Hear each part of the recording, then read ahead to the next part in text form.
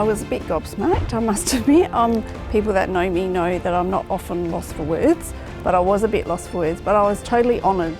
It was really nice to actually have the work that you do recognised and actually valued. Dad was 82, turned 82 a couple of weeks before the Grand Final. It was one thing that was on his bucket list and he'd never done in his life. So to be able to share that special time together was just really beautiful, and that's something that we'll both never forget.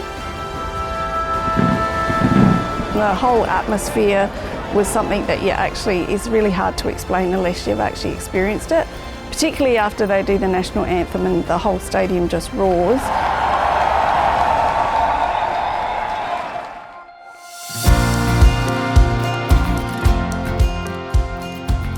So I sit on the committee at Willaston as the Wellbeing Coordinator and Child Safety Officer.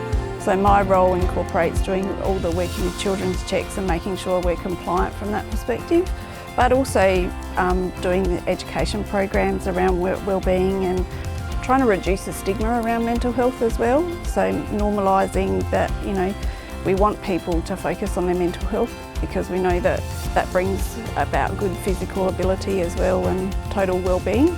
We have a wellbeing team that consists of 6, and including myself as a coordinator. They've all done Tackle Your Feelings, but they're actually all skilled in other areas as well. So we provide that peer mentor of choice, and also what that does is, from a wellbeing coordinator role, it takes pressure off one person having to do it all.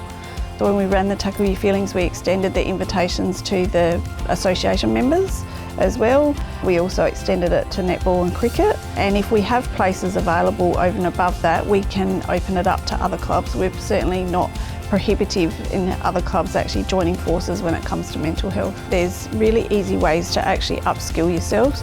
So through attending Tackle Your Feelings and learning the continuum of coping, struggling, thriving, and how to recognise, respond, and also refer into support services.